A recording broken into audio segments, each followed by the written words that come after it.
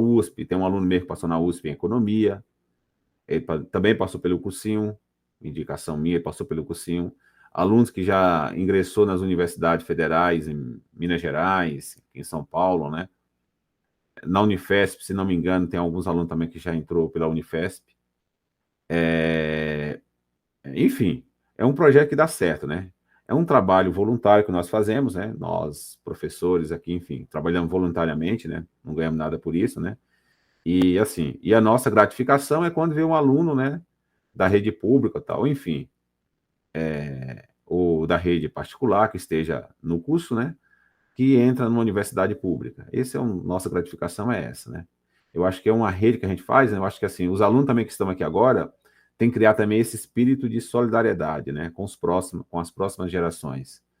Tá tão complicado o Brasil hoje, né? Assim, a situação do Brasil é tão complicada hoje, né? E do Brasil não, do mundo, né? Esses dois últimos séculos, né? O século XX e o século XXI, são os piores séculos da história da humanidade, na minha opinião. Sou professor de história, né? Tenho estudado bastante isso. Você vê que nós estamos em 2022 agora. No século passado, em 1922, nós já tínhamos passado pela Primeira Guerra Mundial, Revolução Russa, né? Revolução Russa, e, enfim, mas foi os conflitos mais importantes que aconteceu no século XX, né? Quer dizer, até 1922, né? Nós estamos 100 anos depois agora, né?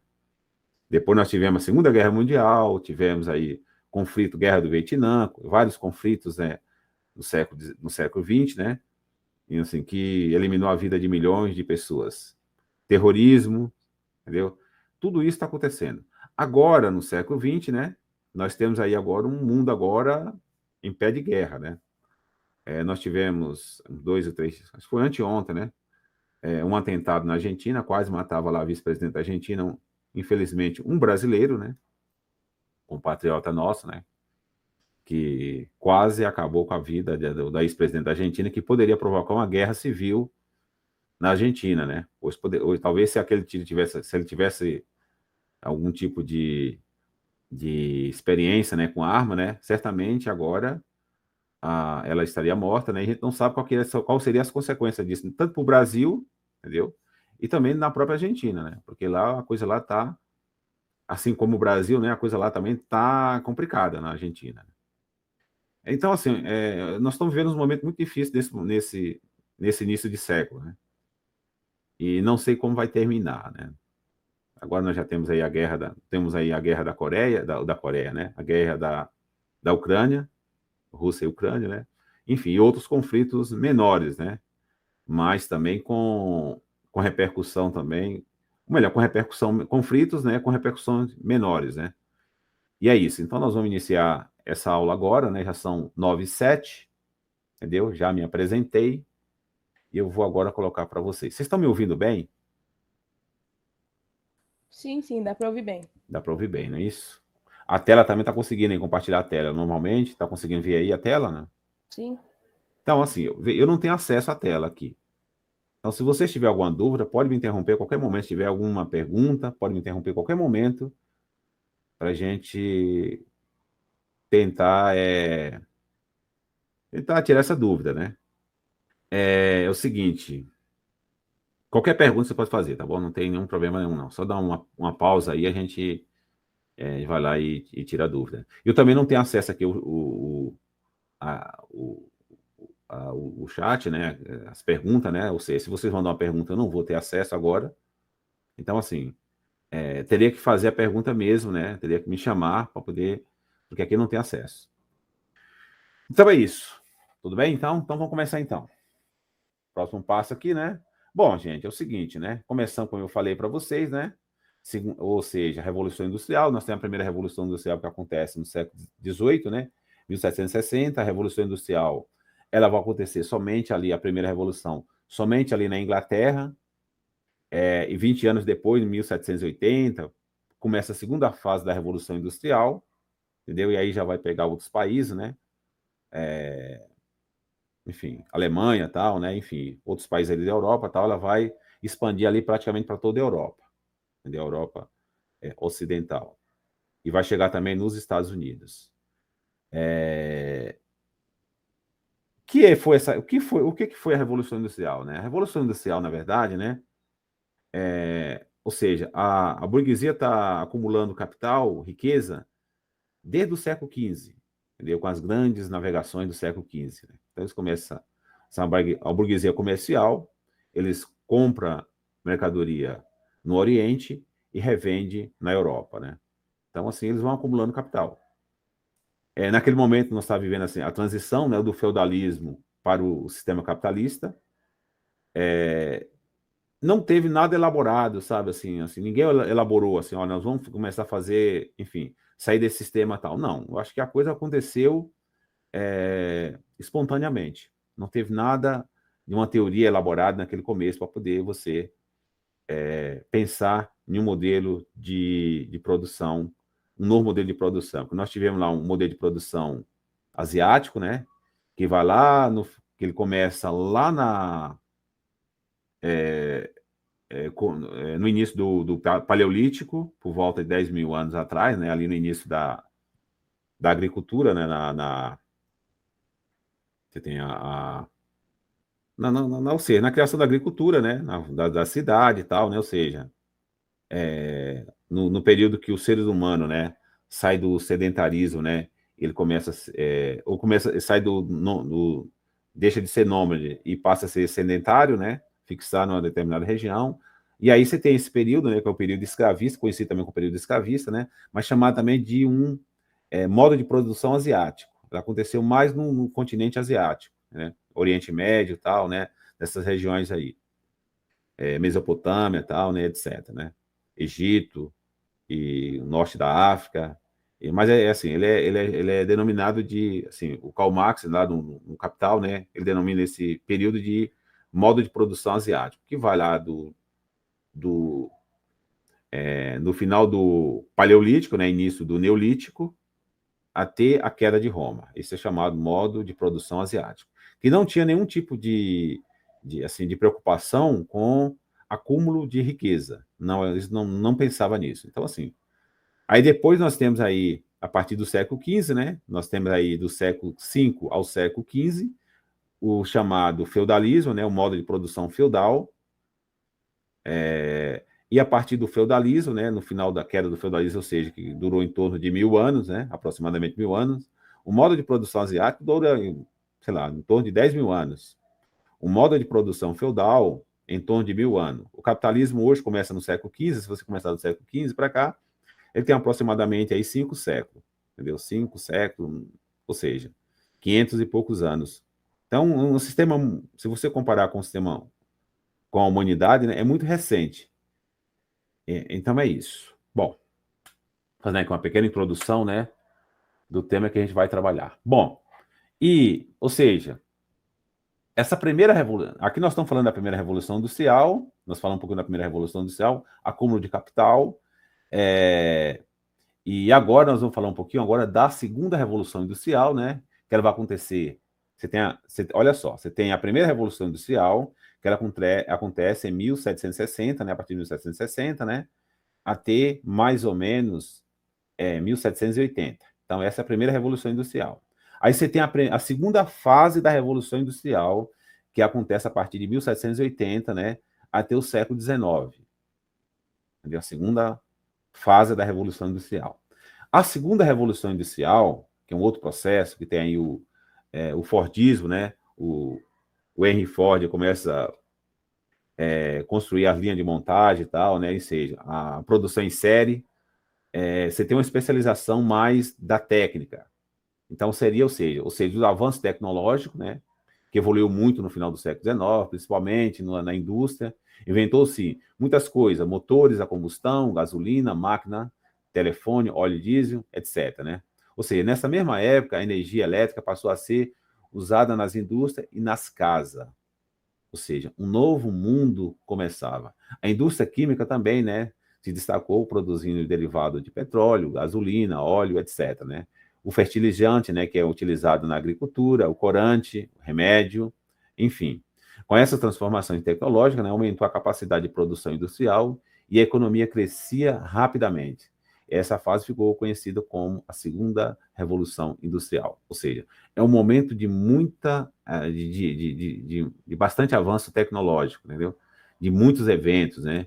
E esse evento ele foi patrocinado, não foi pelo Estado, e sim pelas próprias indústrias, né? As indústrias que patrocinavam os inventores, tal, né? Ou seja, dava prêmio, tal, né? Cada um que inventasse uma máquina que tivesse um rendimento melhor, entendeu? Que superasse outras máquinas, né? Esse indivíduo recebia um prêmio, tal, né? Ou seja, patenteava os produtos e ele começava a vender e ganhava em cima ali das patentes. Então, assim, essa aí é a chamada Revolução Industrial. Nós temos aqui uma fábrica, né? Uma fábrica uma fundição, ou seja, onde você pega o minério de ferro e transforma ele no próprio ferro, né? Um produto extremamente resistente, né? Bom, e aí, assim, a segunda fase da Revolução Industrial também, ela vai também se caracterizar também na indústria, né? Com duas fontes de energia importantes, que é a eletricidade e o petróleo. Essas duas fontes de energia, ela é mais eficiente do que as fontes de energia anterior. Principalmente, qual que era a fonte de energia que você usava no período feudal? Você usava lá a lenha, entendeu? Você usava a lenha no feudalismo. Durante, assim, boa parte do capitalismo primitivo, o capitalismo comercial, né, que vai ali do século XV até o século XVII aproximadamente, começo do século XVIII, então você tem aí a utilização de lenhas, a fonte de energia era a lenha, né?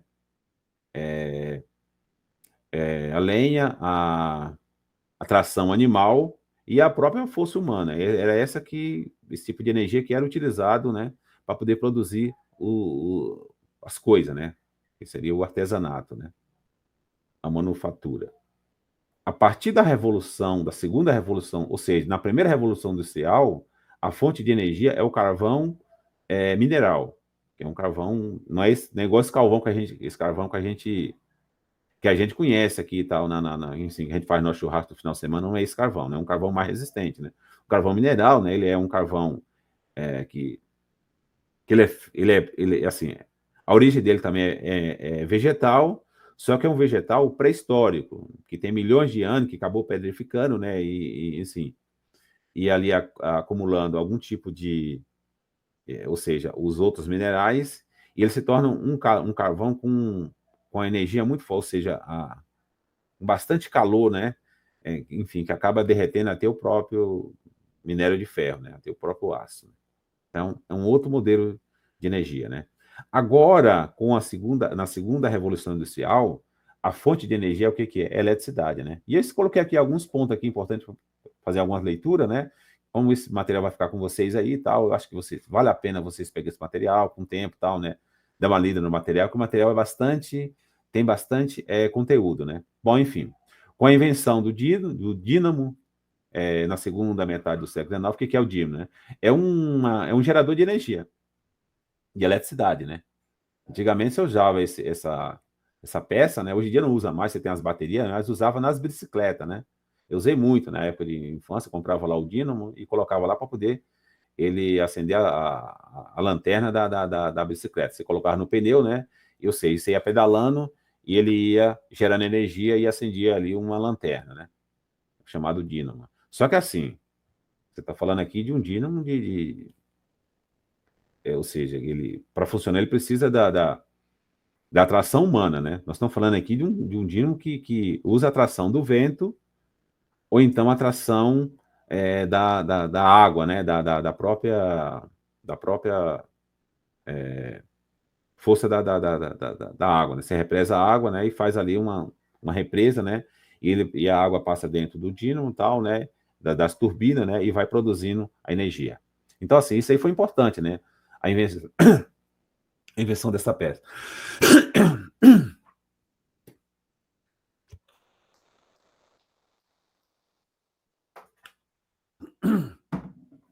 Bom,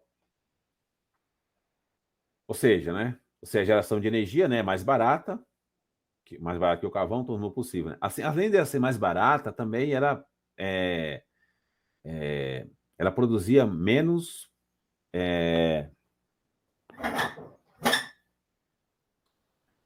ecologicamente, né? Era bem mais viável, né? porque não poluía tanto o meio ambiente, né? Essa energia elétrica, né? A eletricidade também. O petróleo também, embora também ele é extremamente poluente, né? Mas ele polui menos do que o carvão mineral. Então, assim, de uma certa forma, foi um avanço, né? Hoje, o petróleo ele está super, assim, ele é como fonte de energia, né? Ele hoje já tá praticamente sendo superado, né? Como matéria-prima, não, mas como fonte de energia, o petróleo está superado praticamente. Ou seja, para energia solar, energia eólica, energia das hidrelétrica, né? Enfim, ele está praticamente superado como fonte de energia. Mas como matéria-prima, ainda não. O petróleo ainda continua sendo matéria-prima para mais ou menos 3.000 produtos. Então, se você pegar a borracha, entendeu? A borracha, as tintas, algum tipo de remédio, maquiagem, que é mais aqui que eu vou colocar aqui? Enfim, ou seja, praticamente em tudo, né? Diz que o petróleo, tudo que você vê, ou foi feito de petróleo, ou foi transportado por petróleo. Então, assim, é um ditado que o pessoal aí que defende, né, o petróleo, né, usa sempre, né? As grandes petrolíferas, né? Bom, pessoal, até aqui alguma dúvida?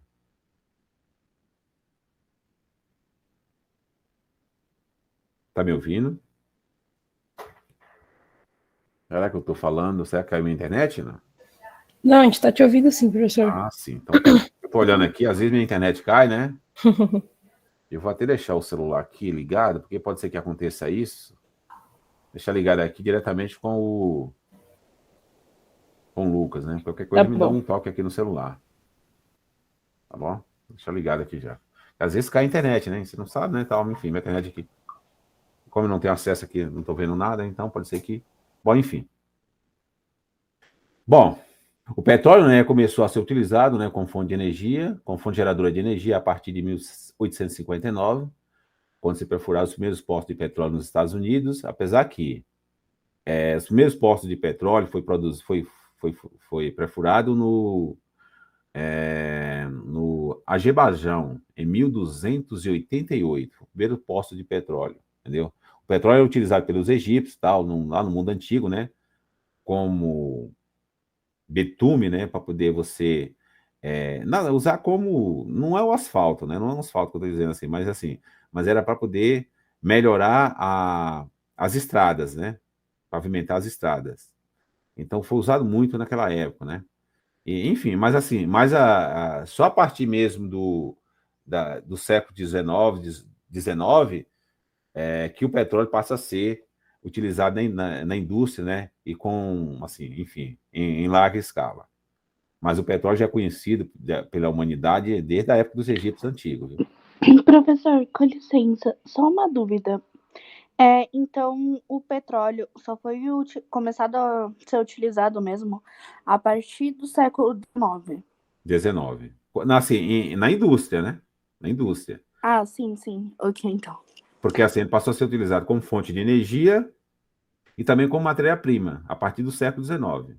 Assim, ou seja, o Henry Ford, ele comprou aqui no Brasil uma grande quantidade de terra, criou até uma cidade na região do Amazonas, né, na região aí no norte do país, eu não sei qual foi o estado do país, do norte, né, mas ele comprou uma cidade, comprou aqui uma grande quantidade de terra, criou uma cidade, né, para poder produzir a seringueira, né, que era a borracha usada para poder nos pneus. Depois que eles aperfeiçoaram a técnica da borracha, do petróleo, né, aí sim ele desistiu do projeto aqui no Brasil.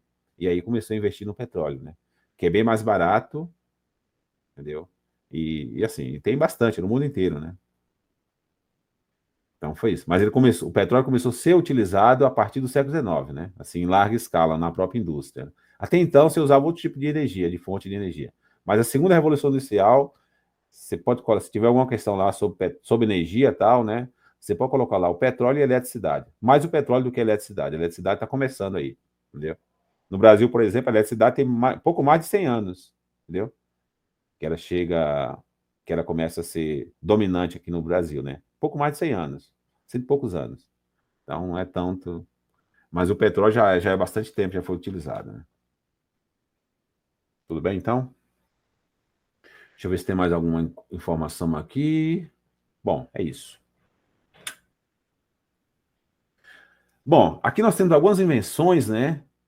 Que eu vou falar aqui para vocês. Tem assim, ou seja, as invenções, os inventores e o país de origem, né? Vocês podem olhar aqui que não tem nada, não aparece o Brasil em nada aqui. O Brasil está completa, só tem 3 países aqui em destaque: Estados Unidos, Alemanha e Inglaterra. Esses 3 países aqui praticamente dominaram a segunda Revolução Industrial. E o Brasil tinha condições de fazer isso, mas infelizmente a elite brasileira ela preferia investir no café, né? Ou seja, na pecuária, ou melhor, na agricultura e na mineração do que na indústria, né? Então, hoje nós somos um país aí considerado atrasado, né? Bom, enfim, nós temos aí a máquina de costura, né, que foi inventada nos Estados Unidos durante a segunda Revolução Industrial. A lâmpada incandescente também nos Estados Unidos. O motor a combustão na Alemanha. O dínamo elétrico, né, na Alemanha também. A máquina de escrever, Estados Unidos. Telefone, Estados Unidos. Processamento de aço, ou seja, Inglaterra. Automóvel, Alemanha. Turbina a vapor, Grã-Bretanha, né, ou seja, Inglaterra. Motor a diesel, Alemanha. E o dirigível, né, que é aqueles balões e tal, né, enfim, que o mais famoso é o Zeppelin, né, que acabou pegando fogo, né, e acabou incendiando lá e matou centenas de pessoas, né. É um balão, enfim, é um dirigível, é um balão tal que você levava, enfim, é gigante, né. E ele fez muito sucesso aí e tal nos transportes, né. Isso antes do avião, né. Depois que o avião assume essa... Depois que o avião assume o meio de transporte, né, seguro, né, aí sim essa tecnologia vai ser dispensada. Temos aí, né, ou seja, né, a imagem de um carro de 1908, e aí o dínamo, né, que é um gerador de energia, também de 1855, meado do século XIX. Bom, aqui tem mais uma aqui. Bom, aqui nós temos, né? Houve uma revolução, ou seja, pessoal, nós estamos falando aqui só um pouquinho da Revolução Industrial, da segunda Revolução Industrial, para a gente entrar no nosso tema, que é o imperialismo, né? Nós não entramos ainda, né? O imperialismo vai ser um pouquinho mais denso, né? As informações. Bom, eu acho que às 10 horas nós temos aí um intervalo, né? Se não me engano. Aí vamos parar uns 5 ou 10 minutos. Eu queria que o Lucas confirmasse para a gente... É isso mesmo, professor. organizar, é isso mesmo, né? Bom, então vamos lá, ou seja, houve uma revolução, houve uma revolução, né, nos meios dos transportes, com a expansão dos trilhos das ferrovias, construção de ferrovias, isso principalmente nos Estados Unidos e na Europa, principalmente na Inglaterra, né? Se você pegar o mapa dos Estados Unidos, né, ele é cortado de ferrovias. Essas inovações, ela foi importante porque chegou nos Estados Unidos antes do automóvel. No Brasil, ou seja, eu diria que a segunda Revolução Industrial ela começa a partir dos anos 50, por aí, né? Governo Vargas, final do governo Vargas, depois vai intensificar no governo Juscelino Kubitschek, que vai trazer aqui as montadoras de automóvel, né? Enfim, e aí eles não vão dar mais prioridade para as ferrovias, porque agora, como está produzindo carro, né, tem que produzir agora rodovias, né? Então, e assim, e foi um atraso para nós, né? Porque hoje nós estamos à mão aí do sistema rodoviário, né? Então, se os caminhoneiros parar, o Brasil para também. A ferrovia não, a ferrovia, além de ser mais barato, entendeu? O transporte é mais barato, né? Você consegue transportar uma grande quantidade de mercadoria, entendeu? Usando um trem, né? Ou seja, a grande desvantagem das ferrovias é que o automóvel, ele te dá mais liberdade. Ou seja, você quer fazer uma viagem, você vai daqui para o Rio de Janeiro, de automóvel, você vai daqui para Guarulhos, ou seja, você tem condições de passar em vários locais. Na ferrovia, não. Na ferrovia, você não tem como fazer isso. Entendeu? Mas nos Estados Unidos e na França, e na Inglaterra e Alemanha, né? Lá as ferrovias, né, são bastante presentes na vida do povo, né? No Brasil, teve um momento que eles até desistiram das ferrovias. Algumas empresas tal foi fechada tal, né? Por causa da indústria automobilística. Então você tem aí, ou seja, a substituição definitiva dos navios, né, de vela, pelos navios a vapor, facilitando o armazenamento de carga e a distribuição de mercadoria. O transporte mais popular que foi inventado nesse período, né, foi o automóvel. Quer dizer, o automóvel ele dá essa liberdade para o indivíduo, né? O indivíduo ele pode ir para onde ele quiser, entendeu? O transporte. Basta ter estrada, né? Tendo estrada, ele vai para onde ele quiser. Então, ele dá essa liberdade. Ou seja, ele é rápido, ele é eficiente, tem uma certa segurança, né? Se você tiver estrada, tem uma certa segurança. E, ou seja, enquanto que as ferrovias não. As ferrovias, ela te deixa em locais fixos. Por exemplo, você pega o metrô, né?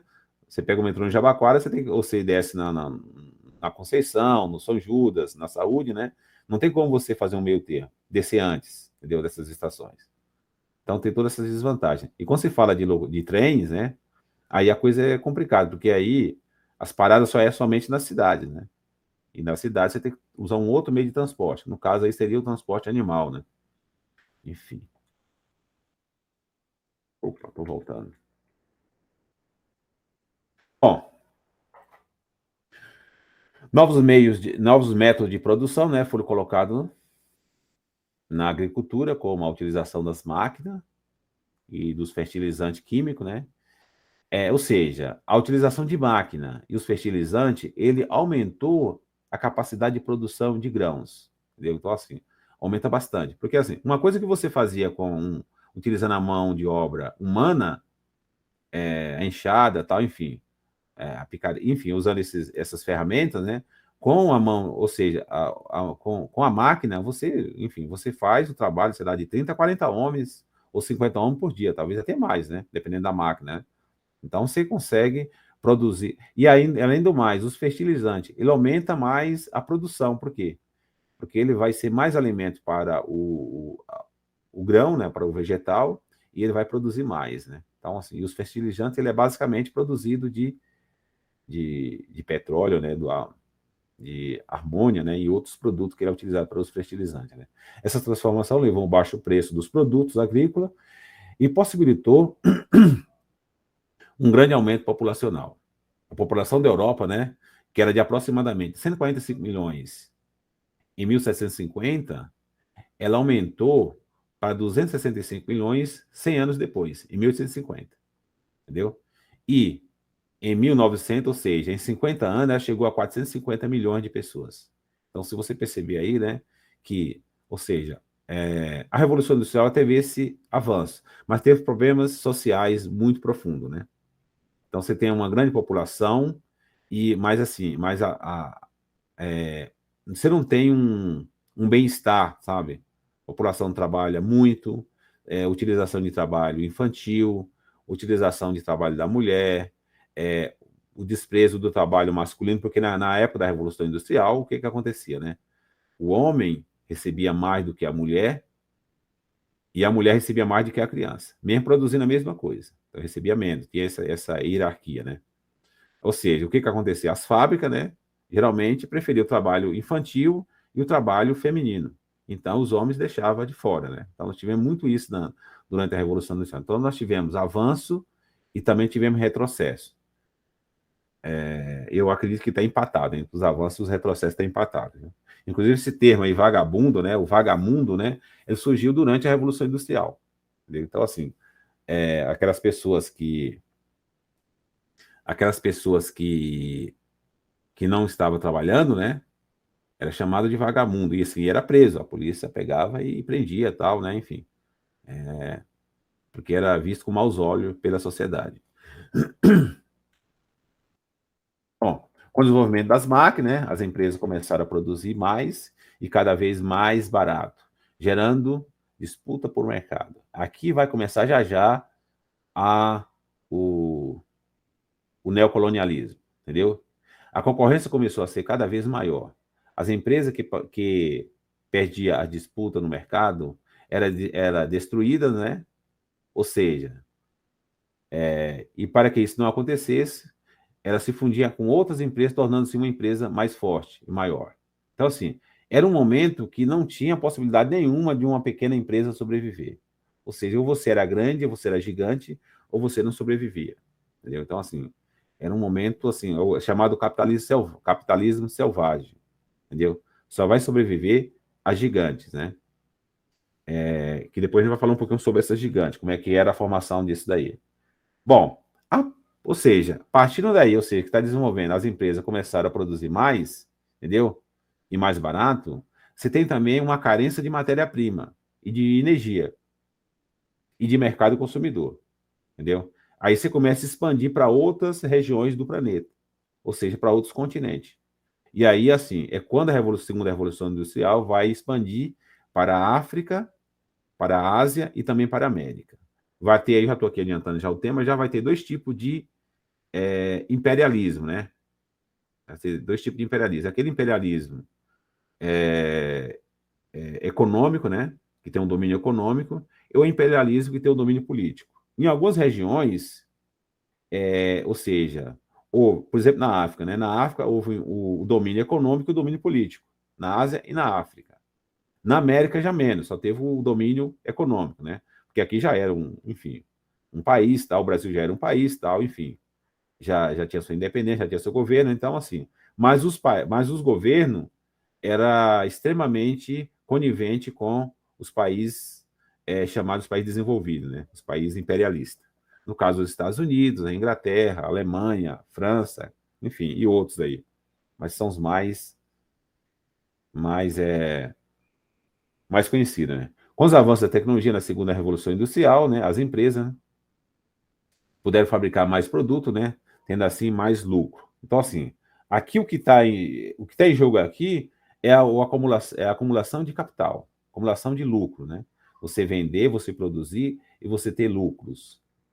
Bom, com o passar do tempo, as empresas maiores, né, eliminavam as menores, né, que eu tinha comentado antes, né, e passava a controlar sozinho o mercado. Isso é o que podemos chamar de monopólio, entendeu? Estou falando aqui já do monopólio já, né, que é uma das características do imperialismo, do neocolonialismo. Nas últimas décadas do século XIX, né, ou seja, países como Inglaterra, Estados Unidos, Alemanha e França passaram a praticar o capitalismo monopolista. O domínio de mercado agora é controlado por pequenos grupos de empresas chamado de oligopólio. Entendeu? Então você tem aqui um monopólio, oligopólio, tudo isso vai cair no Enem, viu? Você pode ter certeza, viu? Esses termos aí, ó, oligopólio, monopólio, vai cair lá, né? Um dos mais importantes oligopólios da história era o Standard Hill, né?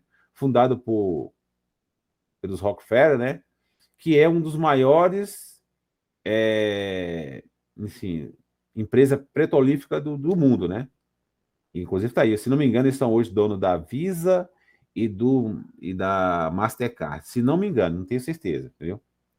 Ainda são uns grupos ainda super importantes, né? Em 1870, no final do século XIX, né, controlava quase todo o refino de petróleo de petróleo do mundo. Então, assim, no Brasil mesmo, mais de 80%, mais de 70%, não, mais de 90% do petróleo brasileiro no século XIX era controlado por esse grupo, né? Por esse oligopólio, né? Dos Rockefeller. Então, assim, eles tinham controle na América, na Ásia, na África, ou seja, praticamente em todos os países, em todos os continentes, né? E aí está um dos grandes magnatas, né, dessa época, né? O Rockefeller.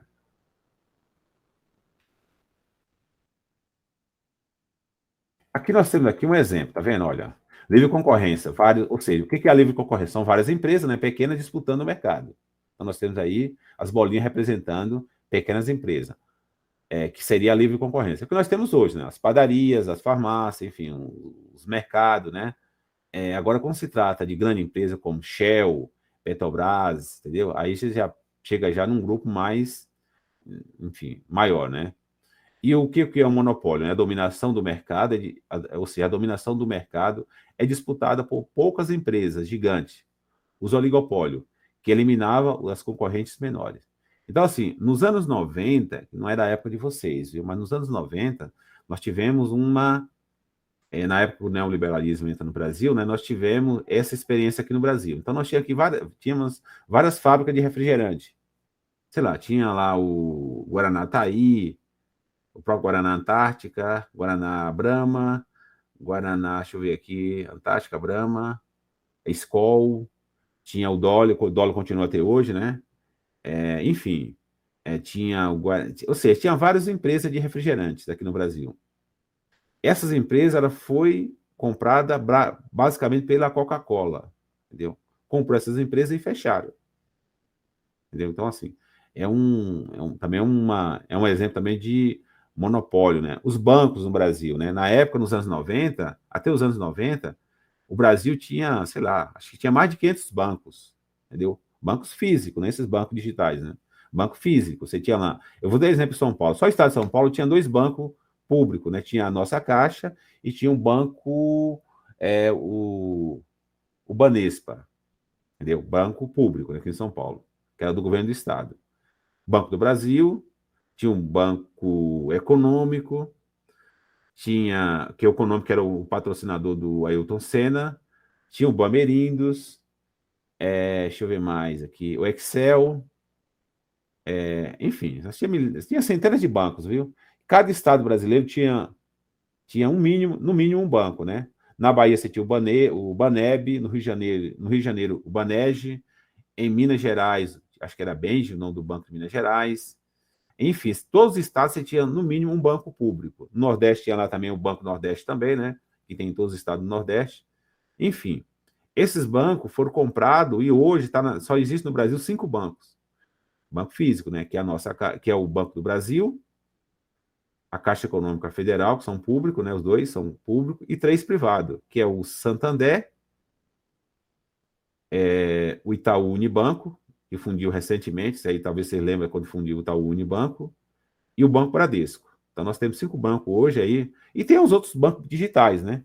Eu não sei nem como é que funciona isso, esses bancos digitais. Não sei se o dono deles são o mesmo dono dos bancos físicos, entendeu? Então você tem vários bancos digitais aí.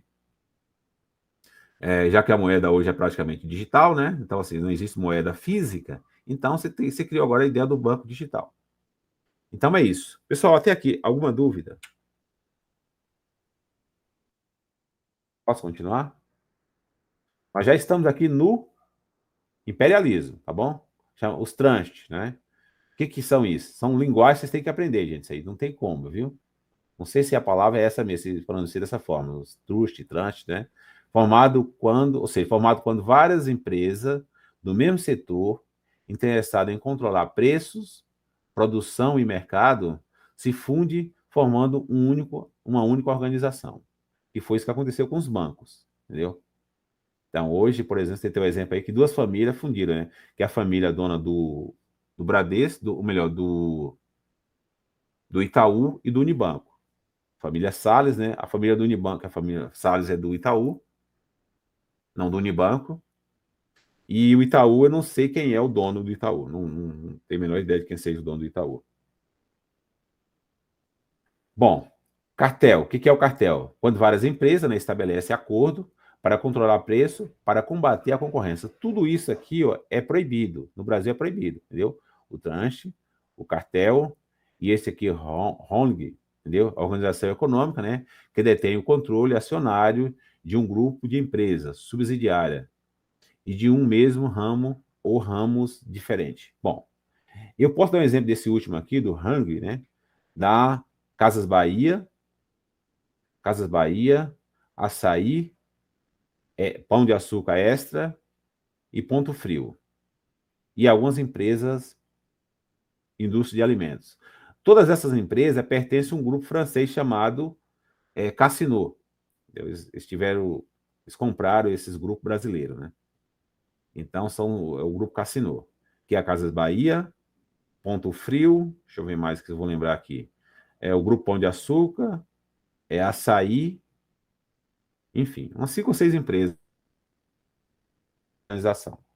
Tá bom? Então, assim, é o chamado RONG, né? Ou seja, a organização econômica que detém o controle acionário de um grupo de empresas subsidiária de um mesmo ramo ou ramos diferentes. O cartel é quando várias empresas, né, estabelecem acordo para controlar o preço, para combater os concorrentes, ou seja, o que é o cartel, gente? Imagina posto de gasolina. Vou dar um exemplo aqui para vocês. De repente, os postos de gasolina, os donos de posto de gasolina, né, fazem uma reunião entre eles, fala assim, olha, vamos cobrar aqui na gasolina, aqui em Diadema, todos os postos, cobrar R$10 o litro da gasolina. O povo vai ter que comprar aqui, ou então vai ter que comprar fora. Então, você cria botijão de gás, né? Então, os donos de gás, né, vão lá e faz um acordo entre eles. Ele está fazendo um cartel. Isso não pode, é proibido isso aí. O que mais que eu vou dar um exemplo aqui? Eu acho que é basicamente isso.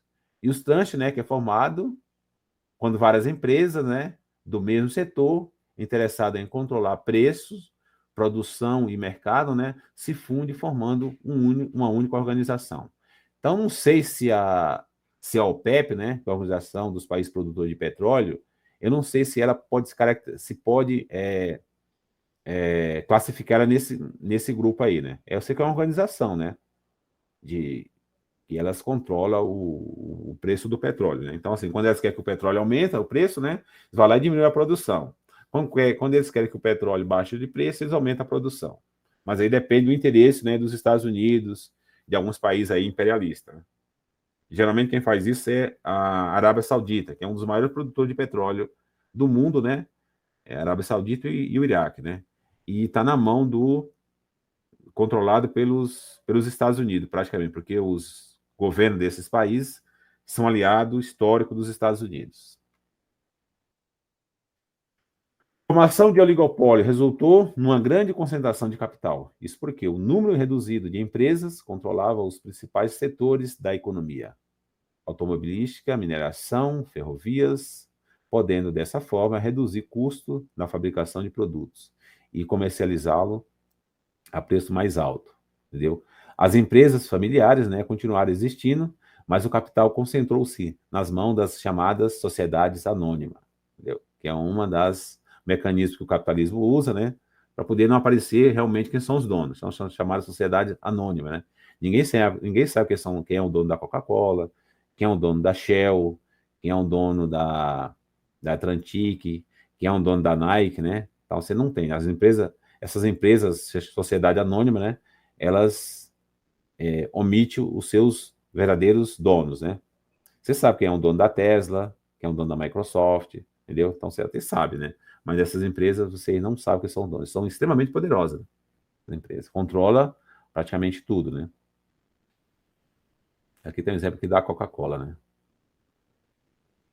Bom, depois da segunda revolução industrial, as empresas, né, crescem, né, muito. Isso aqui nós estamos já no imperialismo, né? Graças à nova tecnologia, os oligopólios. Deixa eu ver que horas são, gente. Eu estou passando já do 9h47. Então, acho que 10 horas a gente dá uma paradinha para a gente tomar uma água, um café, ir ao banheiro, né? E depois voltar. E aí vai até às 11 horas, tá bom? Bom, depois da segunda revolução industrial, as empresas crescem, né, muito, graças às novas tecnologias, o oligopólio cresce muito e rapidamente, passando a vender menos do que produzia. Aqui começa a crise, né? E quando você vende menos do que você produz, né? As mercadorias ficam encalhadas por falta de compradores, as empresas reproduzem a produção e muitos empregados foram demitidos. O capitalismo, né, entrou em crise e muitas empresas entram em falência. O desemprego e a pobreza aumentou. Entre 1873 e 1895, a Europa e os Estados Unidos da América passaram por um longo período de problemas econômicos. Veja só, quando você tem uma crise, geralmente uma grande quantidade de pessoas perde com a crise, mas uma pequena quantidade ganha com ela. A crise ela não é só prejuízo não é prejuízo para todos, ela é apenas para um grupo. É a mesma coisa. Imagina só que eu estou andando na rua, né? Estou com R$100 no bolso. Eu perco aquele dinheiro, alguém vai achar. Quer dizer, eu perco e outro ganha. Aquele que ganhou, as empresas mais ou menos assim também. Assim, é um raciocínio bem simples, né? Ou seja, com essa crise que nós tivemos aí, nós tivemos crise em 1930, alguns grupos ganharam, ficaram mais fortes ainda. Agora nós tivemos a crise de 2008, né, a segunda maior crise do capitalismo, depois de 1929, também muitas empresas ganharam com isso. E nós temos agora essa crise agora da pandemia, que tem um grupo aí também, assim, aumentou um número muito grande de bilionários, milionários no Brasil, né, e no mundo, entendeu? Aumentou bastante. Se você for olhar assim um mapa, né, hoje, que é feito pela Oxfam, né, que é uma organização internacional inglesa, acho que é uma ligada à Universidade de Oxford, na Inglaterra. Se você for olhar lá o ranking a criação de novos bilionários, né, você vai ver que nessa crise aumentou bastante, mas também aumentou também o número de miseráveis, né? Hoje nós temos no Brasil por volta de 33 milhões de brasileiros passando fome, entendeu? São pessoas que não têm o que comer, levanta de manhã cedo, tá, e não tem o que comer, entendeu? Então, assim, aquelas 3 refeições, né, obrigatórias, né, que todo ser humano tem o direito, então, 33 milhões de pessoas hoje, ou seja, quase um 15% da população hoje está nessa situação. Nós temos 200 e poucos milhões de habitantes no Brasil, né? Então, com a crise, alguns grupos ganham, outros grupos perdem. Por exemplo, nessa crise da pandemia, quem ganhou? As plataformas digitais, né? O Google, o Meet, o Zoom, enfim, o Facebook e tal, né? Porque você fica mais tempo ligado no computador e quando você está ali ligado tal, nas redes sociais e tal, você está produzindo riqueza. Não para você, né? Mas para outros grupos, né? Então, as farmácias também, o setor de medicina também ganhou muito, o setor de mercado. Foi o setor que mais ganhou dinheiro, foi esses setores aí, entendeu? Supermercados, medicina, farmácia, né? Remédio e tal. E as redes sociais, tal, nessas plataformas digitais, o que mais ganhou nesses setores, né?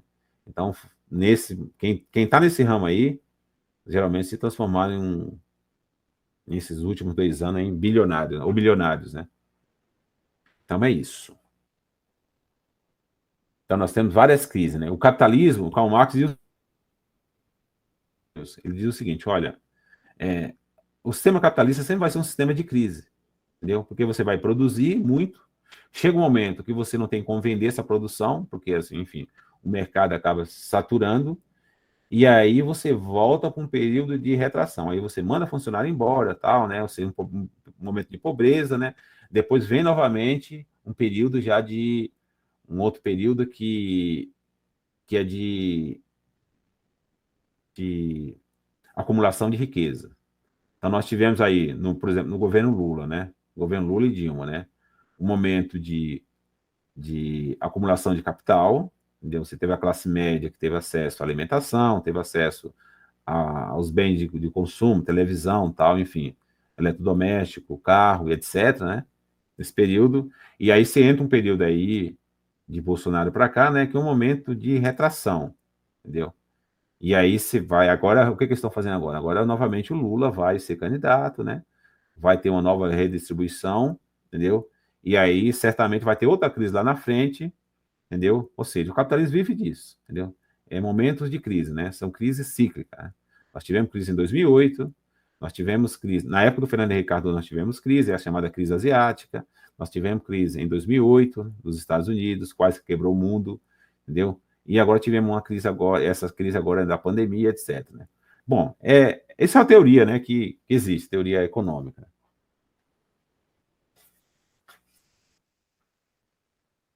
Bom, como todos, a solução, né, seria a expansão do capital, entendeu? Ou seja, com todos esses acontecimentos, né, então você chega assim e fala, olha, produzir aqui milhares de colchão na Inglaterra. A população inglesa já comprou colchão pra caramba. O que nós vamos fazer agora com o excesso de colchão?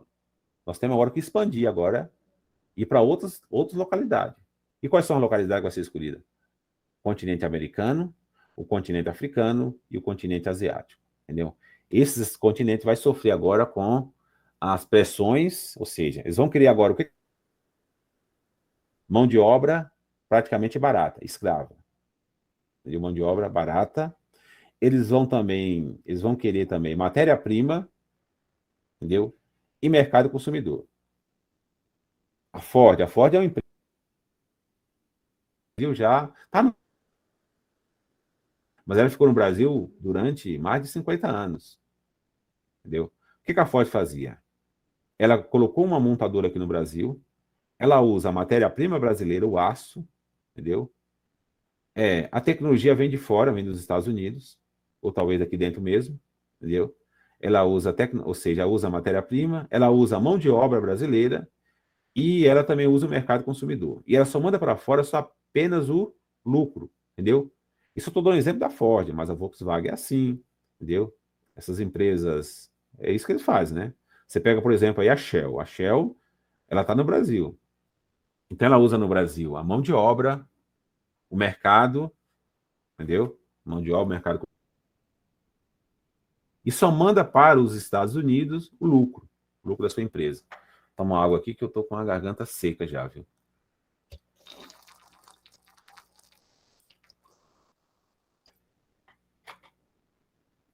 Bom, estava lendo esse pedacinho aqui, ou seja, onde é que eu parei aqui? Os oligopólios, né, procuraram se proteger da crise investindo capital no exterior e vendendo seus excedentes para novos mercados, para outros continentes. Ou seja, os oligopólios se tornaram donos de empresa localizada em outros países. Esse novo fenômeno da economia capitalista mundial recebeu o nome de imperialismo, entendeu?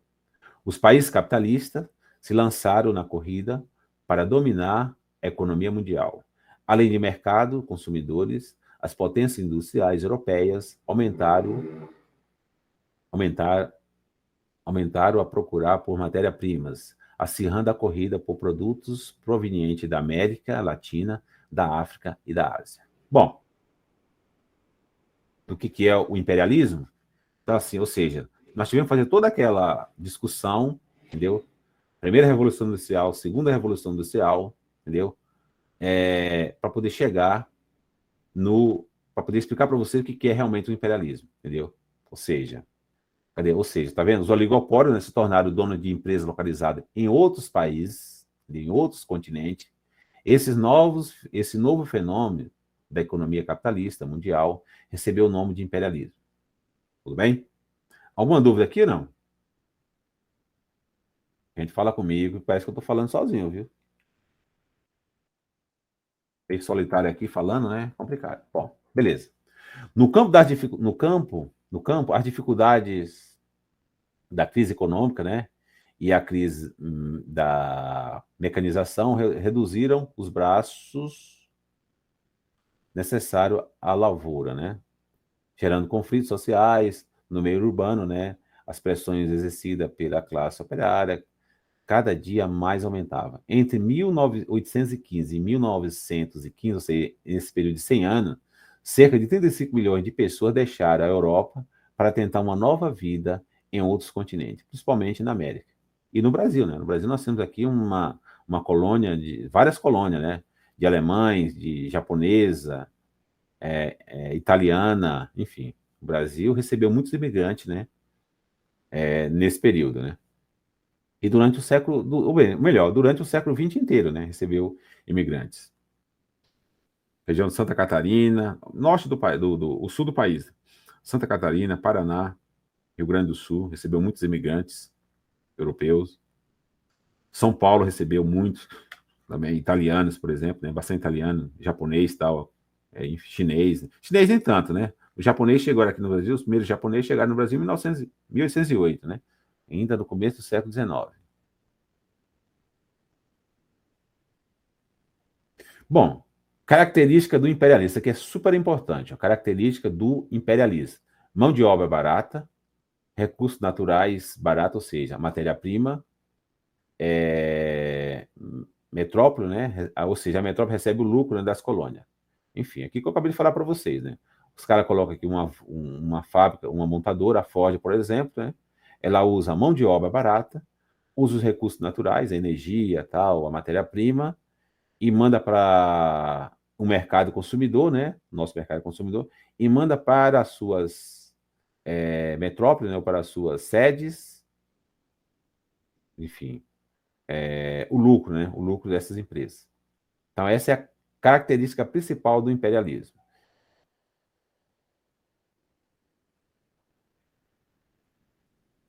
E a metrópole, né? Ou seja, no caso,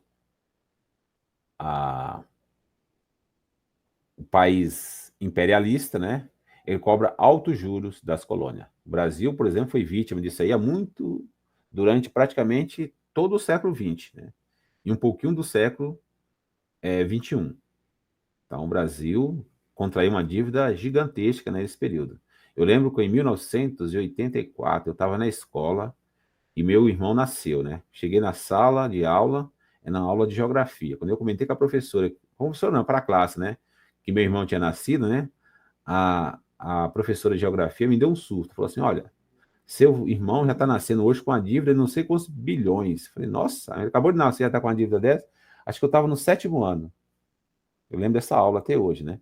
Quando ele nasceu, que eu comentei na sala que ele tinha nascido, eu era novinho na época, né? 84, acho que eu tinha uns 12 ou 13 anos, né? Estava nos sexta série ou era sétima série, não lembro exatamente qual que era a série, né? Era uma aula de geografia, né? E a professora falou assim, olha, fez as contas lá da dívida externa e falou assim, olha, seu irmão nasceu hoje com a dívida de tanto. Eu não lembro qual era o valor na época, né? Ela fez as contas lá, acho que na época tinha 175 milhões de habitantes no Brasil, né? Ela dividiu a dívida externa pelo valor, ou seja, pelo número de pessoas que existiam no país, né? E chegou àquela conclusão, que meu irmão já estava com a dívida já. Eu falei, caramba, ele acabou de nascer, como é que ele contraiu uma dívida dessa, né? Mas era assim, ou seja, é o juro, né, que as metrópoles cobravam das colônias, né? Isso era muito comum nos anos 80, assim, na sala de aula discutia muito isso aí. Hoje em dia não se discute mais, né? Mas naquela época discutia bastante. Hoje em dia não discute mais nem imperialismo, né? E aqui é o imperialismo, tá vendo? Bom, aqui nós temos essa imagem, né? Que é uma imagem, ou seja, o Rondes Close, caricatura, né, de Cecil John Rhodes, que era um grande imperialista, né? Ele dizia o seguinte: ele anunciou que ele ia fazer uma linha de ferro que ia da cidade do Cabo, né, na África do Sul, até o norte da África, na cidade do Cairo, do Egito. Então, assim, ele ia ser uma caricatura, né, e aparece ele, né, com uma arma, enfim, com uma arma de fogo, né, nas costas, né, e essa linha aí mostrando, né, não é linha de ferro, não, seria linha de ferro e também de telégrafo. E a ideia dele era essa: fazer linha de ferro e linha de telégrafo do Egito até a África do Sul, lá no sul do continente. Bom, o conceito de imperialismo, né, foi criado, né, por economistas. Deixa eu ver se dá para a gente falar aqui agora, a gente deixa para próxima. Bom, acho que é melhor dar uma paradinha, não é isso? O que vocês acham? São 10:02 agora, a gente volta a 10:12. Acho que pode ser, professor. 10 minutos, tá bom? 10 minutinhos? Sim. Então tá bom. Então, daqui 10 minutos a gente volta, então.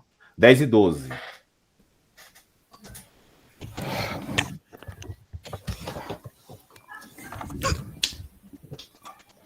Tirei o som aqui, nem ouvi se vocês tinham falado alguma coisa. Acho que não, né?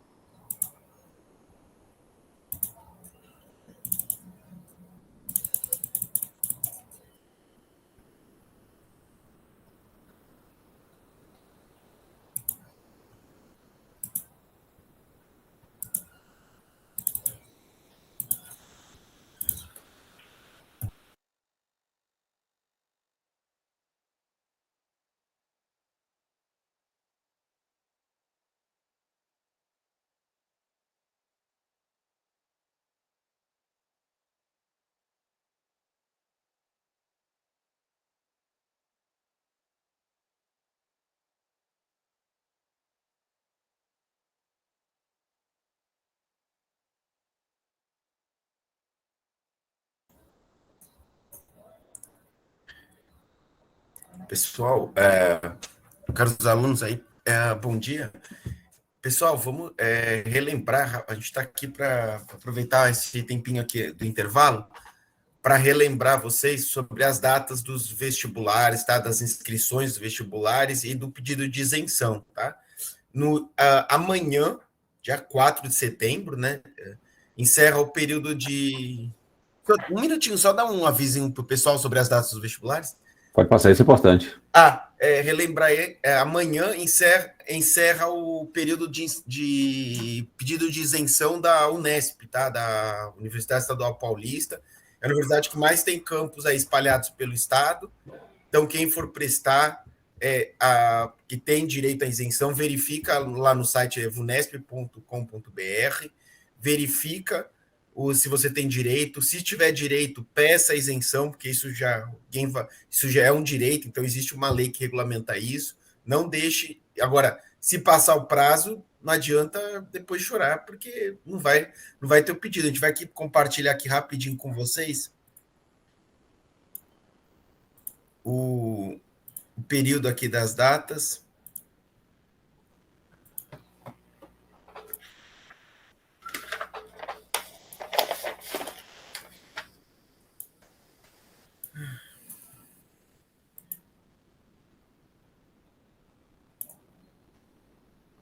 Oi, rapidinho. Unicamp, FUVEST, Unesp, Unifesp, o pedido de isenção já acabou, tá? Mas da Unesp ainda tá valendo. A inscrição, tá? Atente-se, pessoal, aí, ó. Unicamp já encerrou, como eu te avisou. FUVEST ainda tá tendo. Unesp ainda tá tendo. E da Unifesp ainda nem começou, tá? Quem for fazer medicina e biologia na Unifesp, vestibular, faz o Enem e também tem que fazer a prova específica, tá? Então, não percam as datas, não é a gente que regulamenta essas datas, a gente não tem nem com quem falar sobre isso. Vocês têm que ir no site, tá? Nos sites oficiais, verifiquem. E outra coisa, a gente sempre relembra, a gente coloca essas datas, mas pode ter alteração, pode ter algum outro percalço, algum documento, tal. Então, entrem lá no site, tá? Verifiquem as informações. Essas datas não perca, a documentação que precisa para inscrição, para pedir, principalmente pedido de isenção, às vezes tem alguns documentos específicos, então não deixe para a última hora, porque às vezes documento que às vezes você tem que emitir por determinado site, que às vezes demora 24, 48 horas aí, para vocês não perderem essas datas, porque senão, se não se inscrever, pode ter certeza que não vai passar no vestibular e vai ter muita gente inscrita, tá? Então, se não fizer a inscrição, nem tem direito a concorrer. Obrigado, professor. Imagina.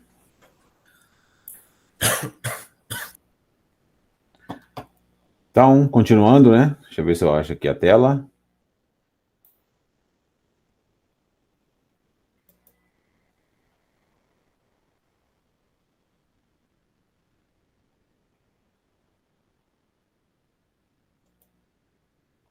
Aquela pergunta básica. Tá vendo a tela aí ou não? Estamos sim, professor. Coloca... isso, perfeito. Tá perfeito. Hein? Legal. O que nós paramos? Bom, agora, pessoal, nós vamos agora entrar nessas definições. Isso aqui não é tão importante, viu? Mas é bom saber, né? Não custa nada ficar sabendo. Mas, geralmente, né, o economista que criou... Não vamos perguntar lá quem foi o economista que criou esse termo imperialismo e tal, né? Mas, enfim, ou seja, o conceito imperialista foi criado pelo economista alemão, pelos economistas alemães, ingleses, né, no começo do século XX. Para eles, né, os países imperialistas, né, deveriam ter duas características fundamentais, entendeu? São essas duas características. Agora, as características, sim. As características são super importantes. O cursor não está funcionando, né? Que são... Quais são as características? Investimento de capital e domínio econômico. Ou seja, você tem que ter dinheiro para investir lá fora, nas colônias, e ter o domínio econômico, né? Veja só. Aí você tem, além do domínio econômico, você também precisa ter também o domínio político, entendeu? Naquela região. Esse domínio político pode ser direto ou indireto. Por exemplo, né? No Brasil, se você tem um governo que é aliado dos Estados Unidos, os Estados Unidos é uma nação capitalista, ou melhor, nação imperialista. entendeu? Investe em vários países do mundo, ganha muito com isso.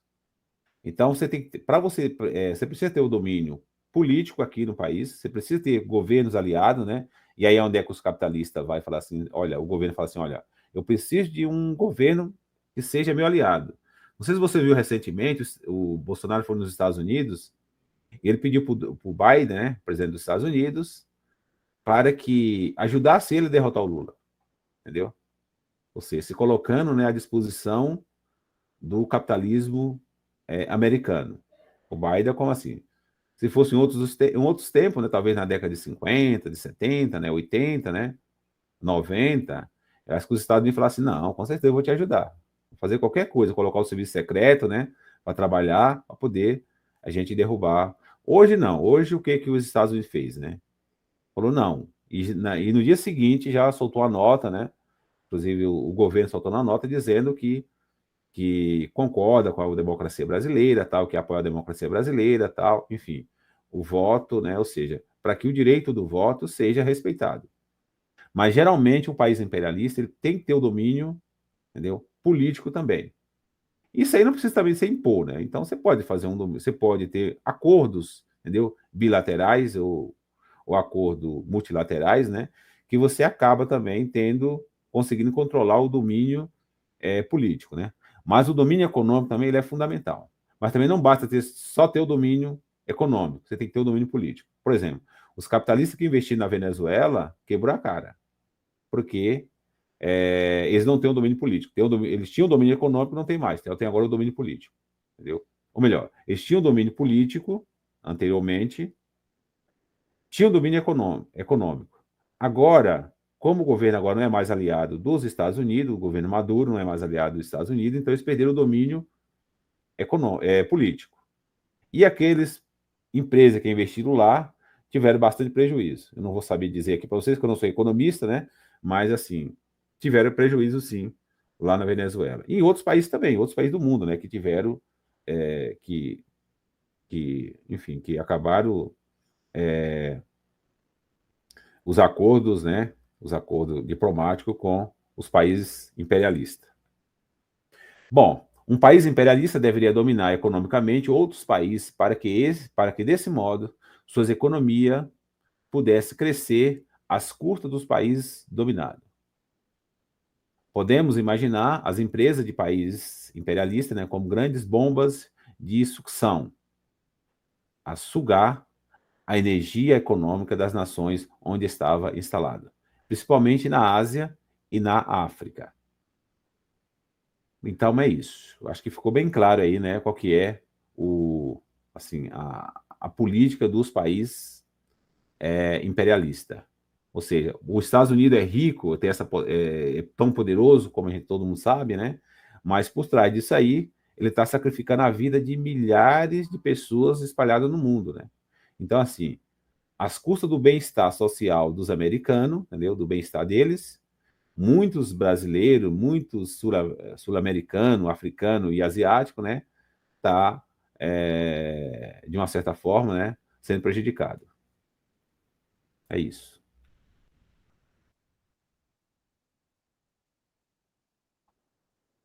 Opa, voltando. Bom, divisão internacional do trabalho, né? Então, nós temos aqui agora uma política que tem a ver também com o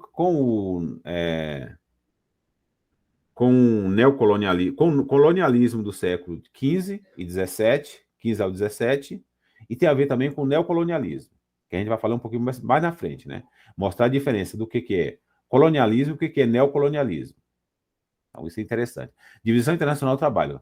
Capitalismo monopolista e financeiro. E são os capitalistas, é o modelo do neocolonialismo, né? Imperialismo do século XIX. Então, você tem país industrializado, né? O que eles produzem? Bens industrializados, investimento. Então, eles têm tecnologia para produzir bens industrializados, celulares, entendeu? Telefones. Telefone ninguém nem usa mais, né? Mas celulares, né? Enfim, máquinas, robôs, essas coisas todas, né? E também investimentos, entendeu? E o que os países não industrializados, chamadas colônias, ou seja, eles recebem bens industrializados, investimento, e devolvem gêneros agrícolas, grãos, tipo soja, milho, feijão, arroz, entendeu? Essas coisas. Pecuária, né? Carne e tal, etc., né? Produtos pecuária também eles produzem e enviam para os países industrializados. Matéria-prima, né? Como petróleo, que mais que eu vou dizer aqui? Matéria-prima? Petróleo, minério de ferro e outros derivados, né? O extrativismo mineral e etc., né? Então, existe uma troca, só que é uma troca bem desleal. Imagina só, né? Outro dia eu estava vendo uma reportagem, né? Que a Turquia comprou do Brasil 2.500 cabeças de boi, entendeu? O Brasil vendeu esses boi vivo para a Turquia. Um boi vivo deve estar custando aí em torno de 3, 4 mil reais, 5 mil reais. Não sei quanto é que custa um boi, né? Mas não é mais do que isso. Talvez 10 mil reais um boi, né? Não sei. Mas você imagina se você pegar um boi e transformar ele em hambúrguer. Vender um hambúrguer aí, sei lá, por R$ 1, R$ 2 ou R$ 3. Então, assim, um boi dá para fazer milhões de hambúrguer com boi. Então, se você pegasse o boi, matasse o boi e vendesse os hambúrguer lá para a Turquia, era bem mais vantajoso para o Brasil. Ou seja, o Brasil vendeu o boi vivo, ele vai perder uma série de produtos que vem. Perde o couro, entendeu? Vai ficar na mão deles o couro, vai ficar lá enfim, outros derivados, né? A pele do boi, né? A pele, pelos, né? Os pelos, né? O sangue e outros derivados, né? Que você poderia ser utilizado, né?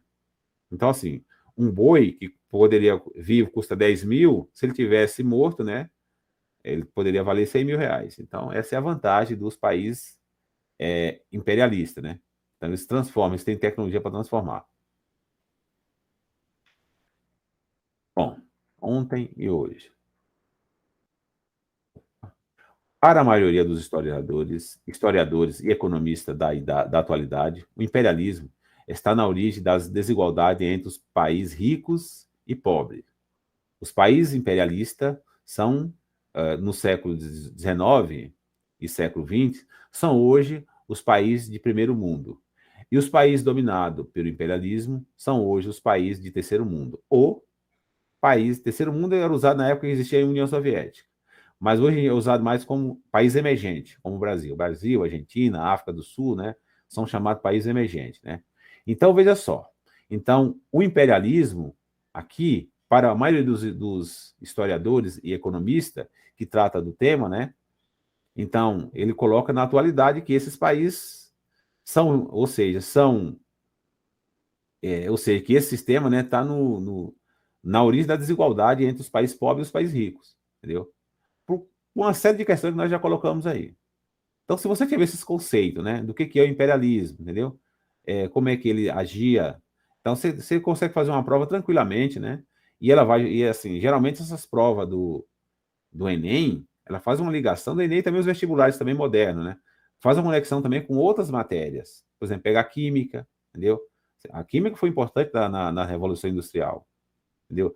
Pega a economia, você pega a geografia, a física, enfim, você pega uma série de disciplina, né? Você consegue fazer uma conexão dessa disciplina, né? E aí, se você conhece os temas, fica fácil responder a prova, né? É bem tranquila a responder.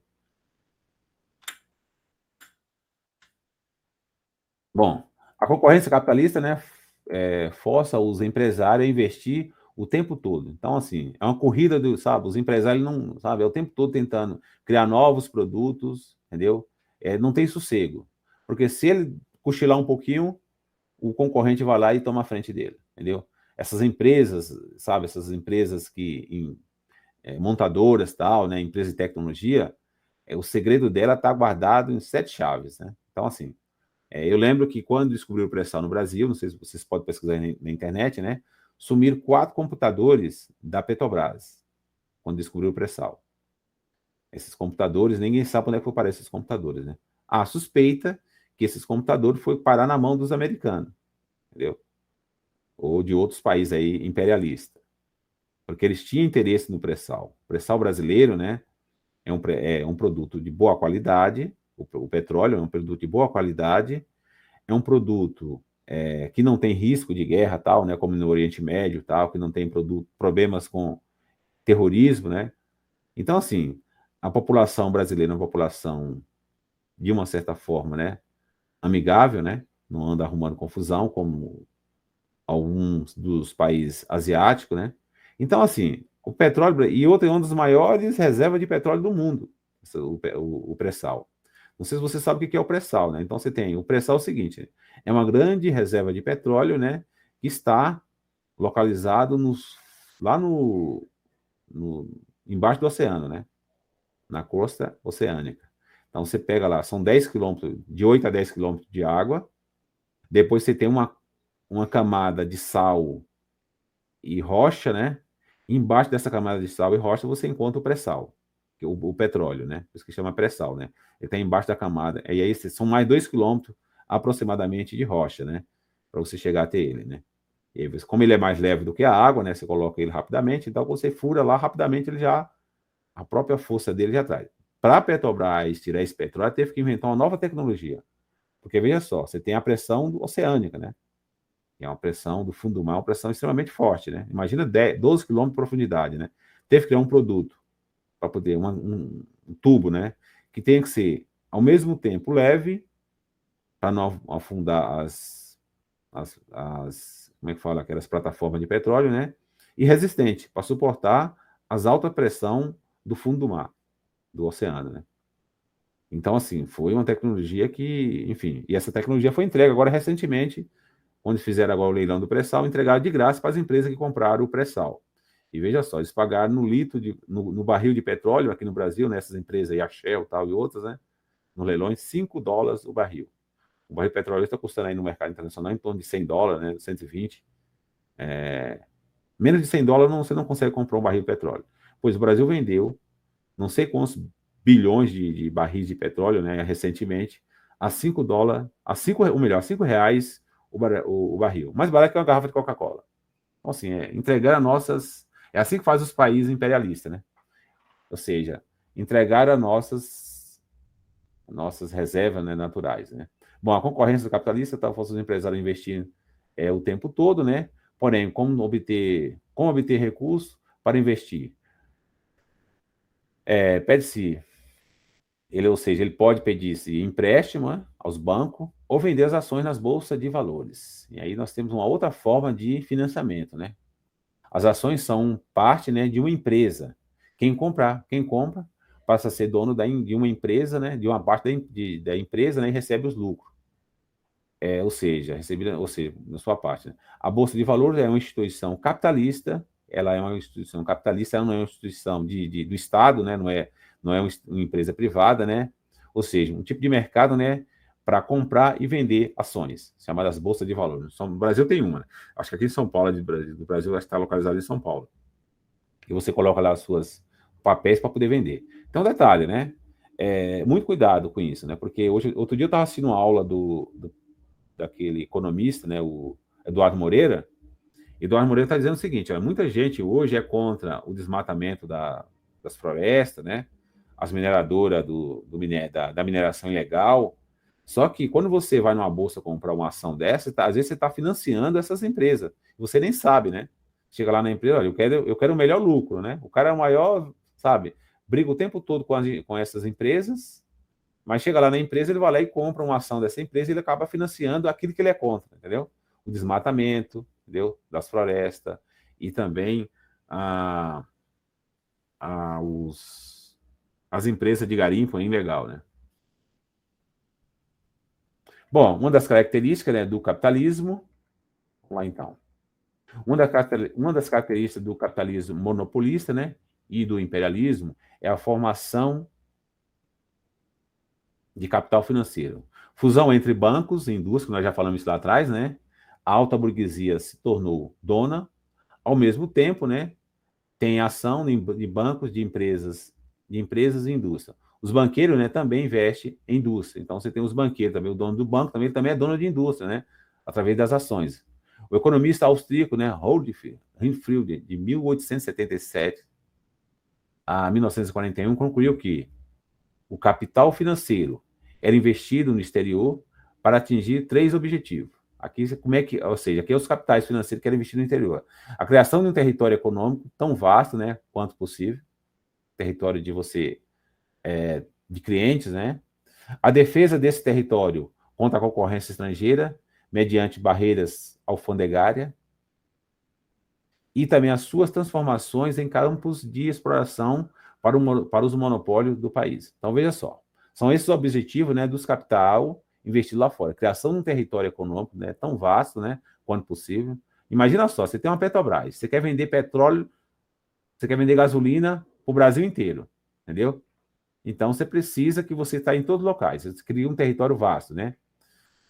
É a defesa desse território, né, contra a concorrência estrangeira, mediante as barreiras funegrárias. Aí a Petrobras fala assim, olha, eu já tenho esse território, agora como é que eu faço para poder manter esse território? Então, os países, ou seja, o governo precisa criar tarifa alfandegária, né, ou seja, imposto, para poder proibir, ou seja, inibir que essas empresas, ou seja, que os concorrentes, né, venham ocupar aqueles territórios. Ou seja, suas transformações em campo de exploração, né, para o monopólio do país. Bom, é isso que é o objetivo do capital investido lá fora. Então, aqui tem alguma fala de alguns capitalistas, né?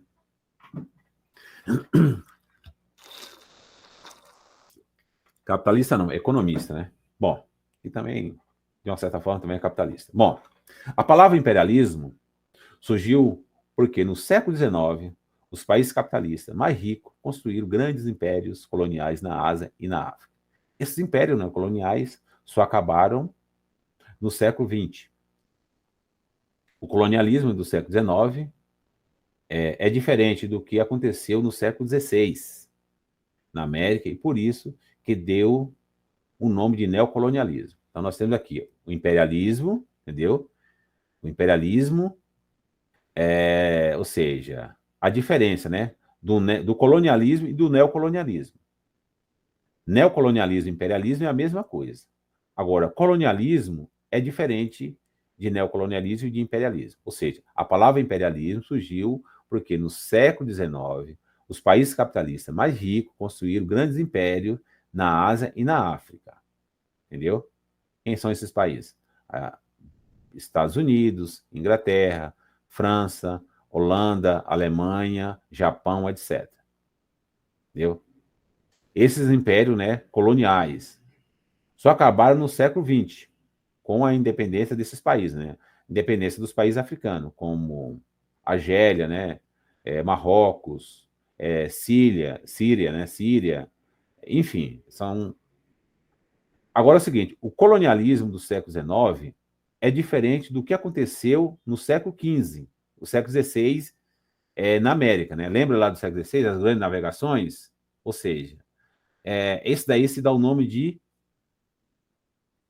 colonialismo.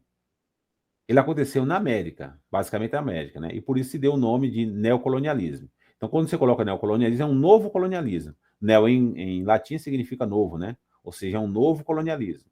Então, ele é diferente, porque o colonialismo aconteceu no século XV, no século XVI, XVI e XVII. O neocolonialismo acontece após a segunda Revolução Industrial, século XIX. Tem essa grande diferença. Não sei se ficou claro aí para vocês, viu? Esse termo aí. E aqui nós temos, né, um mapa mundi, né, com os países, né, ou seja, dividido no globo, né? Opa, volta lá. Você aparece aqui o Canadá, entendeu? A Rússia, enfim. Os territórios, né, que era de uma só vez ou de outra parte, né? O Império Britânico, né? Enfim, o W, território ultramarino britânico são sublinhadas em vermelhos e etc. Então nós temos aí os países que pertencem, né, a determinados impérios. Então está dividido aí entre França, Inglaterra, Estados Unidos e Alemanha, basicamente, e Japão. Então esses países que está a divisão do mundo, né?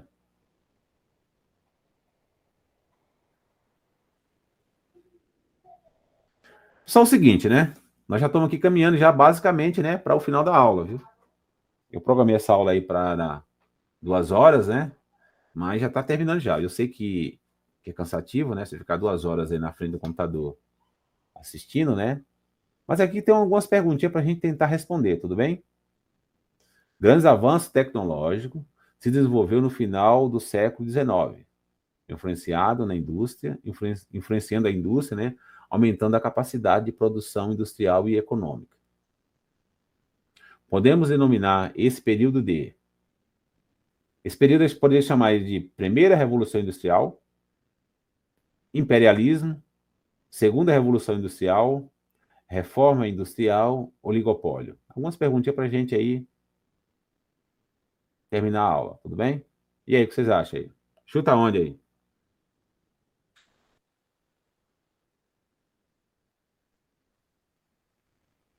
Pessoal, vocês estão me ouvindo? Já pensou? Vai dar um chutão, professor? Pode, claro, pode chutar. É para chutar mesmo. Vou dar um chutão aqui que eu estou recomeçando, viu? Então, tá Revendo bom. coisas que eu vi do passado há 20 anos atrás. Deixa eu ver aqui. Pode ser o C? Seu nome é? Deixa eu ver aqui. É Simone. Simone. Simone chutou C. Eu vou dar aí 2 minutos aí mais, né, para a gente pensar aí. Tem mais alguém que queira chutar? Não tem problema errar não, gente. Aqui vocês podem errar, viu? Aqui pode errar tranquilo. Você não pode errar na hora da prova, entendeu? Então fica tranquilo aí, se errar, ninguém vai tirar o barato de ninguém. Também vocês não vão ter nenhum prejuízo. Pode ficar tranquilo. É mais uma forma aí da gente fazer nossa cabeça pensar, né? Às vezes o pessoal tem medo de errar, tal. Não tem problema errar não, viu? É errando que a gente acerta. Cadê a Professor, resposta? a Giovana aqui no chat, ela falou letra B. Giovana, letra B. E a outra Giovana falou primeira Revolução Industrial. Letra A. Eu não sei qual que é a outra, né? Tem alguma diferenciação aí para a gente saber quem foi? Tá, só Giovana é letra B e Giovana Olives, letra A. Oliveira, né? Oliveira, letra A. Tem mais alguém aí, não? Posso colocar aí para ver qual que é a resposta? E o Nicolas falou letra C. Nicolas, letra C. Então, o Nicolas acertou e a Simone também acertou. Oba! Tá bom a explicação. Parabéns, viu? Obrigada. Bom, e agora? Algumas invenções foram marcantes na segunda Revolução Industrial. Assinale aquela que não faz parte desse período. Nós estamos falando da segunda Revolução Industrial, século XIX. Qual que é uma desses eventos, né, que não faz parte desse período? É o dínamo elétrico, o telefone, o motor a diesel, o automóvel ou o computador? Essa aí todo mundo sabe, né? Isso é mais fácil. Mas tem gente que erra.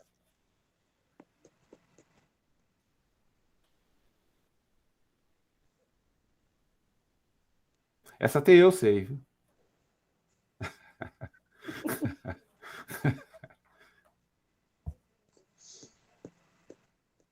A Giovana falou aqui letra E. Letra E, Giovana, né? E o Nicolas também falou letra E. Letra E. Nicolas.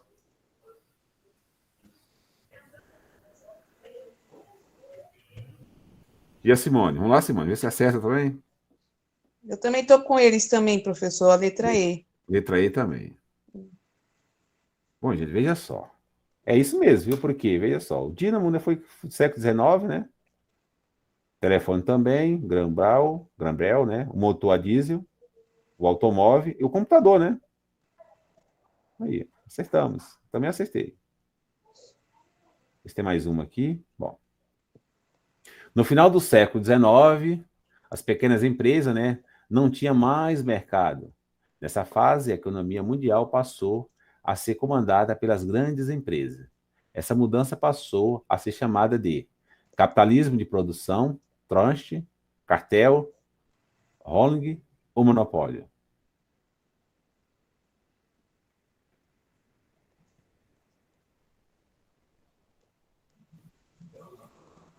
Ó, professor, aqui a Raíssa e o Nicolas colocaram letra E. Raíssa. E a Giovana também colocou letra E. Raíssa. Nicola. E as duas Giovanas colocaram letra E. Vou colocar JJ aqui. Letra E. A Simone não quer chutar, não? Eu tô pensando aqui ainda.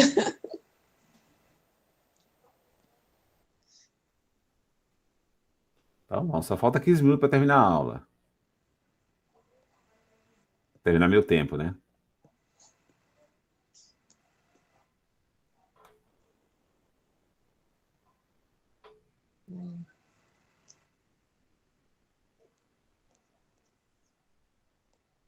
Dez segundos mais. 1, 2, 3, 4, 5, 6, 7, 8, 9, 10. Tem um chute já ou não, Simone? Quer chutar ou não? Não, não vou chutar, não. Acho que eles acertaram também. Então vamos ver aí se vocês acertaram, né? Aí, ó. Letra E, monopólio. Tem mais algumas questões aqui, tudo bem? Acho que... Bom, enfim, gente. Vamos terminar então. Tem tempo ainda? Dá para a gente terminar, né? Então, as empresas, né, cresceram muito, mas não tinha mercado para... Cadê? Eu acho que eu perdi aqui. Mas não tinha mercado para superprodução. Isso trouxe a crise financeira e os desempregos de várias pessoas.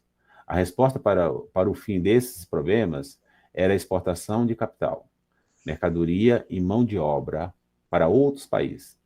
Esse tipo de solução tem o nome de colonização, revolução industrial, oligopólio, imperialismo ou livre mercado.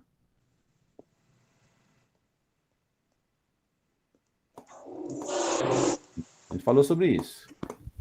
A Giovana Olives colocou que é imperialismo. Imperialismo. Quem mais aí? Vai chutar. B, professor. D também. A Raíssa falou mais D alguém? também.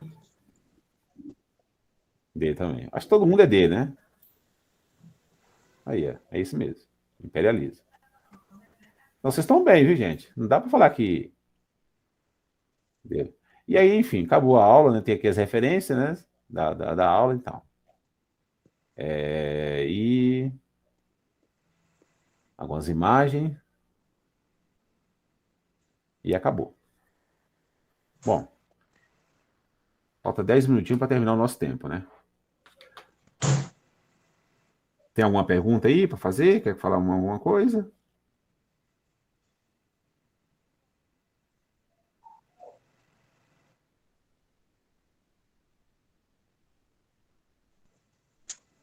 Alguma dúvida? Não? Ficou tudo claro?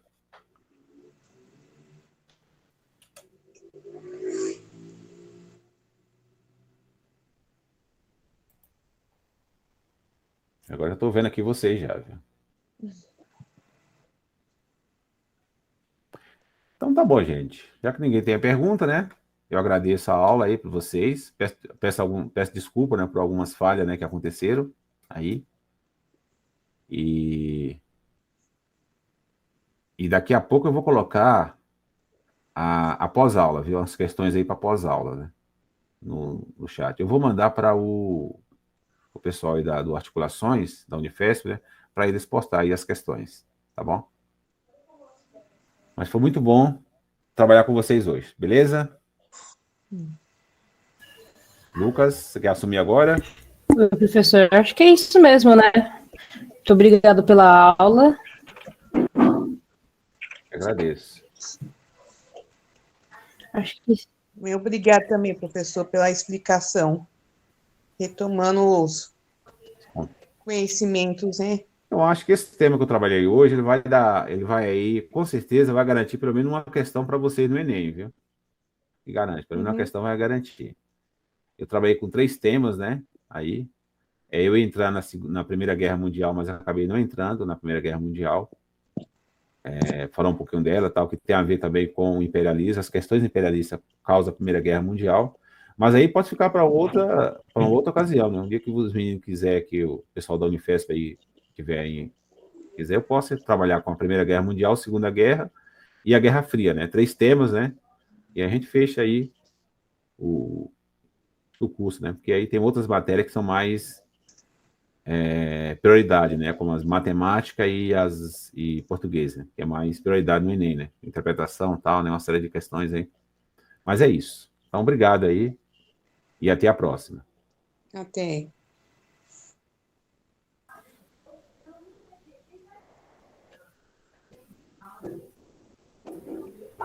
Pessoal, quem for fazer as provas, inscrição, também não esqueçam, aproveita aí hoje à tarde, amanhã, que senão vai perder as datas.